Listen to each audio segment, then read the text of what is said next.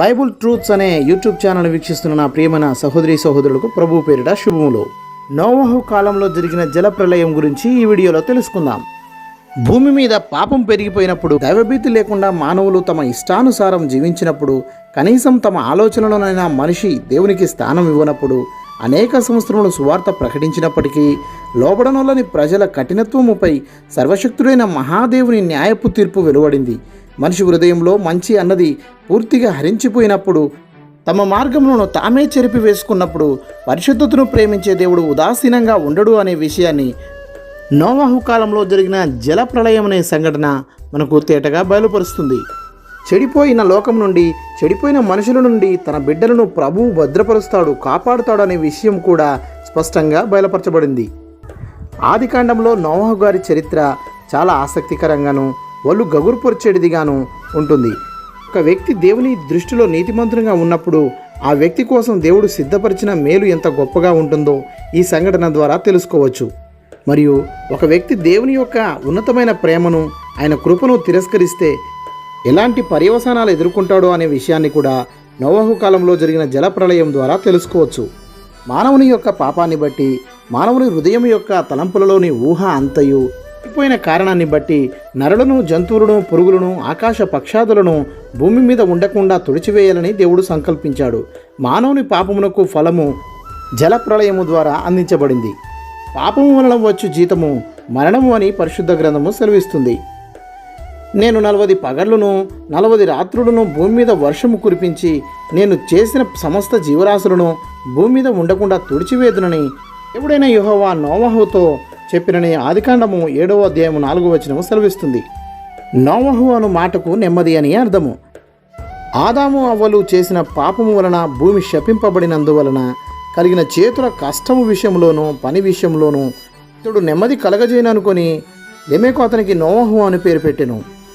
నోవహు పెరిగి పెద్దవాడై 500 సంవత్సరముల వయసులో షేము, హాము, యాపేతు అను కుమారులను కనెను.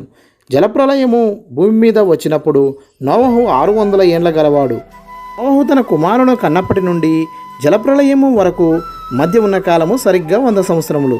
జలప్రళయము గూర్చి దేవుడు నోవహుతో చెప్పిన నాట నుండి ఈ వార్తను నోవహు అనేకులకు ప్రకటించినా వారు నమ్మలేదు.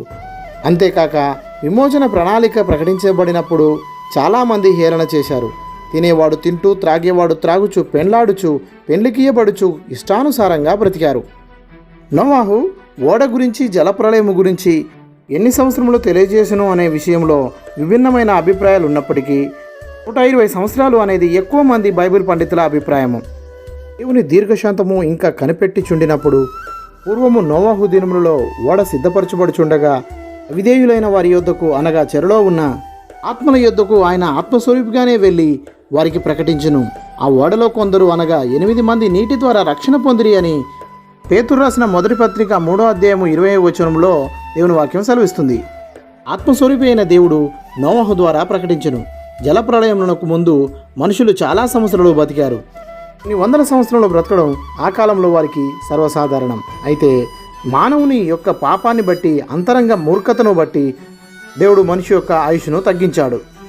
ఆదికాండం 6వ అధ్యాయం 3వ వచనంలో, నా ఆత్మ నరులతో ఎల్లప్పుడూ వాదించదు, వారు తమ అక్రమ విషయంలో ఉన్నారు, వారి దినములు 120 ఏండ్లగునని దేవుని వాక్యం సెలవిస్తుంది.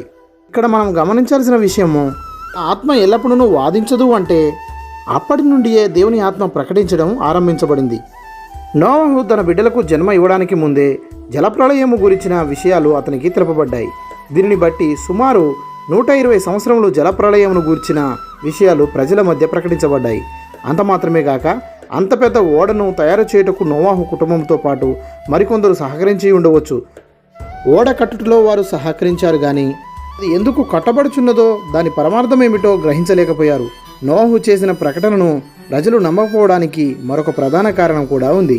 మానవుడు సృష్టించబడిన దగ్గర నుండి జలప్రళయం వరకు ఉన్న మనుషులకు వర్షం అంటే ఏమిటో తెలియదు. ఆకాశం నుండి నీటి బిందువులు కురుస్తాయంటే నమ్మబుద్ధి కాలేదు. వారికి తెలియని విషయాన్ని, అనుభవంలో లేని విషయాన్ని నోవహు ప్రకటిస్తున్నాడని త్రోసిపుచ్చారు. జలప్రళయానికి ముందే సేద్యం ఎలా జరిగింది, పంటలు ఎలా పండాయి అనే విషయాన్ని ఆదికాండం 2వ అధ్యాయము 6వ వచనంలో చూడగలము. ఆవిరి భూమి నుండి లేచి నేల అంతటిని తడిపినని దేవుని వాక్యం సెలవిస్తుంది. ఆ విధంగా ఆ కాలంలో పంటలు పండాయి. ఓడ నిర్మాణం పూర్తయిన తర్వాత దేవుని ఆదేశానుసారం జంతువులన్నీ ప్రతి జాతి నుండి రెండేసిగా ఓడ దగ్గరకు వచ్చాయి. నోవహు వాటన్నిటినీ చక్కగా ఓడలో భద్రపరిచాడు. తరము వారిలో నీవే నా ఎదుట నీతిమంతుడవై ఉండుట చూచితిని గనుక నీవును నీ ఇంటివారును ఓడలో ప్రవేశించండి అనే పరమతండ్రి ఆజ్ఞతో నోవహు, అతని భార్య, అతని 3 కుమారులైన షేము, హాము, యాపేతు మరియు వారి భార్యలు ఓడలోనికి ప్రవేశించారు. ఆదికాండం 7వ అధ్యాయంలో తెలుపబడిన వివరాల ప్రకారం జల ప్రవాహములు భూమి మీదకు రావడానికి 7 రోజుల ముందు నోవహు, అతని కుటుంబము, జంతువులు, పక్షులు, పురుగులు ఓడలోనికి ప్రవేశించారు. అప్పటికి నోవహు వయసు సరిగ్గా 600వ సంవత్సరము 2వ నెల 17వ దినము. వీరందరూ ఓడలోనికి ప్రవేశించిన తర్వాత దేవుడైన యెహోవా ఓడ తలుపులు మూసివేసెను. ఆ దినమునే మహాగాధ జలముల ఊటలన్నీయు విప్పబడెను. ఆకాశ తుమ్ములు విప్పబడ్డాయి. 40 పగలును 40 రాత్రులను ప్రచండ వర్షము భూమి మీద కురిసింది. విస్తార జల ప్రవాహములు భూమి యందు విస్తరించినందువలన నోవహు, అతని కుటుంబము మరియు సమస్త జీవరాశులు భద్రపరచబడిన ఓడ నీళ్ల మీద తేలి నడవడం ప్రారంభించింది. ప్రచండ జలములు భూమి అంతటి మీద అత్యధికముగా ప్రబలినందున ఆకాశమంతటి క్రిందనున్న గొప్ప పర్వతములన్నీయు మునిగిపోయెను. దేవుని ఉగ్రత అవిధేయులైన వారి మీదికి దిగిరాగా పొడినేల మీదనున్న వాటన్నిటిలోనూ నాసికారంధ్రములో ఊపిరిగలవన్నీయు చనిపోయెను. 40 పగళ్ళు 40 రాత్రులు ప్రచండ వర్షము కురిసింది. 150 రోజుల వరకు నీళ్లు భూమి మీద ప్రచండముగా ప్రబలాయి. దేవుని ఆదేశానుసారం నిర్మించబడిన ఓడ నీటి మీద సుమారు 500 మైళ్ళు ప్రయాణించింది. సుమారు 5 నెలలు ఓడ నీటి ప్రయాణం చేసిన తర్వాత అరారాతు కొండల మీద 7 నెలలు నిలిచింది. జల ప్రవాహములు భూమి మీదికి వచ్చినప్పుడు నోవహు వయసు 600వ సంవత్సరము 2వ నెల 17వ రోజు అని ఆదికాండము 7వ అధ్యాయం 11వ వచనం ద్వారా తెలుస్తుంది.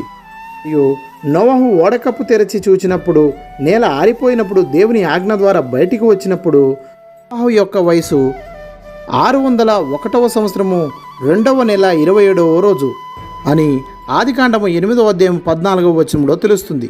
2 వచనాలను పరిశీలిస్తే జలప్రలయము వచ్చినప్పుడు నోవహు, అతని కుటుంబము, జీవరాశులు కలిసి ఓడలో 1 సంవత్సరము 17 రోజులు దేవుని మహాకృప చేత వారు భద్రపరచబడినట్లుగా తెలుస్తుంది.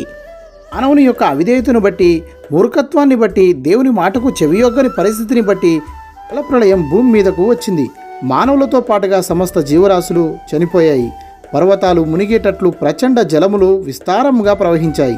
అయితే నీతిమంతుడు దేవుని మాట ప్రకారం జీవించిన నోవహు, అతని కుటుంబము మొత్తం 8 మంది జలప్రళయం నుండి కాపాడబడ్డారు. దేవుని ప్రేమ, కృప, వాత్సల్యతకు నోవహు పాత్రుడయ్యాడు. ఇది వినిచున్న నా ప్రియమైన సహోదరి సహోదరులారా, ఈ భయంకరమైన అంత్యకాల దినములలో మనం ఉంటుండగా ఆనాటి నీతిమంతుడైన నోవహు వలె మన జీవితాలను ప్రభు కృపకు యోగ్యకరముగా ఉండాలని కోరుకుంటూ ప్రభువునందు మీ సహోదరుడు. ప్రభు చిత్తమైతే మరొక వీడియోలో నోవహు తాతయ్య అయిన మేతుషెల మరియు తండ్రి అయిన లేమెకు జల ప్రళయము సమయంలో ఎక్కడ ఉన్నారు, ఎలా మరణించారు అనే విషయాన్ని మరియు భౌగోళిక చరిత్రలో జలప్రళయం ఎప్పుడు సంభవించిందనే సత్యాన్ని తెలుసుకునే ప్రయత్నం చేద్దాం. ఆ వీడియో మీరు మిస్ కాకుండా ఉండాలి అంటే ద బైబుల్ ట్రూత్స్ అనే మన ఈ యూట్యూబ్ ఛానల్ను సబ్స్క్రైబ్ చేసుకోండి. పక్కనే ఉన్న బెల్ ఐకాన్ను క్లిక్ చేయడం ద్వారా నేను చేసే ప్రతి వీడియో నోటిఫికేషన్స్ మీరు పొందగలరు. మరియు ఈ వీడియో మీకు ఆశీర్వాదకరంగా ఉన్నట్లయితే లైక్ చేసి మీ స్నేహితులకు, శ్రేయభిలాషులకు షేర్ చేసి ప్రభువులో బలపరిచే ప్రయత్నం చేయండి. అంతవరకు దేవుని కృప మీకు తోడై ఉండునుగాక.